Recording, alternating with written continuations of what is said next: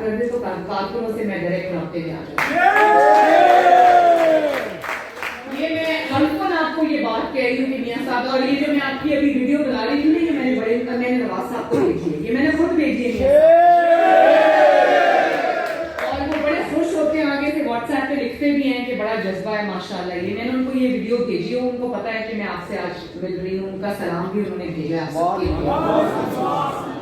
تو میرے بھائیوں, 12 تاریخ کو پہلا جلسہ ہے ہمارا, ہے تو وہ گجرانوالہ کا جلسہ, 16 اکتوبر جلسہ ہے. اور میں نے سنا ہے کہ ان کے ہاتھ پاؤں جلسے میں ابھی 3 دن پڑے, 1 ہفتے سے ان کے وفاقی وزراء آ کے لاہور میں بیٹھے ہوئے ہیں اور سر جوڑ کے بیٹھے ہوئے ہیں, اور یہ سوچ رہے ہیں کہ ہمیں اس جلسے کا کیا کریں, مریم نواز کا کیا کریں, لاہوریوں کا کیا کریں, سمجھ نہیں آ رہی ان کو.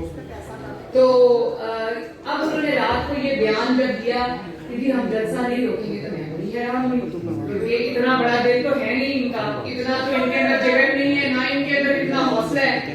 میں نے سوچا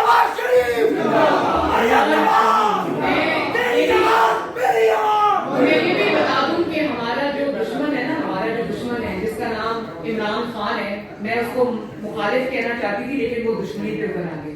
اگر وہ دشمنی پہ اتر آیا تو مسلم لیگ نون کو بھی دشمنی نبھانی آتی ہے.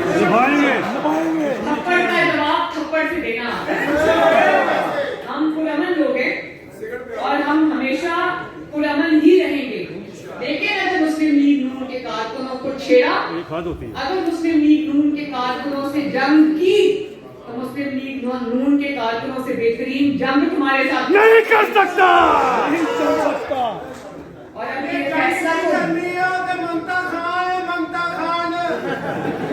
دیکھیں, اگر فیصلہ کل موڑ آ گیا ہے اس جدوجہد کے اندر, تو آپ لوگ میرے سے وعدہ کرو کہ پیچھے نہیں ہٹو گے, شریف کی لاج رکھو گے, اپنی بہن کی لاج رکھو گے, اپنے پاکستان کی اس آئین کی, اس قانون کی لاج رکھو گے. اور یہ جو ریسکیو 1122 بنی ہے نا, اس کو جہاں پارٹی کال دے گی آدھے گھنٹے کے اندر اسی طرح پہنچو.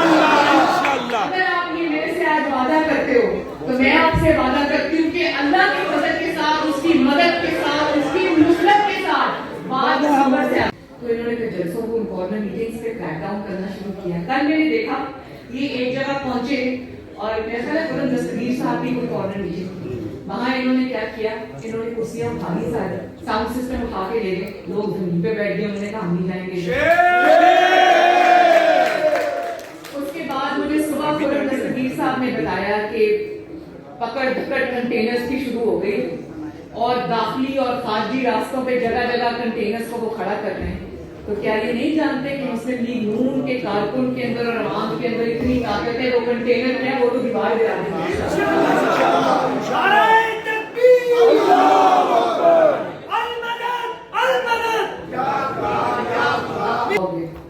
مسلم لیگ نون کے کارکنوں میں جذبے میں کمی نہیں آئی بلکہ اور زیادہ بڑھ گیا جذبہ.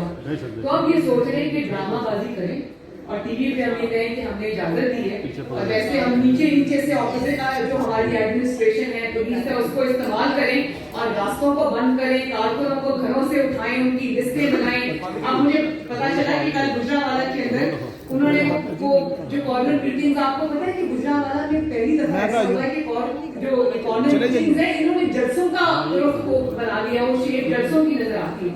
مجھے میاں صاحب نے کہا, میں ان کو جو واٹس ایپ کی وہ ساری پلیز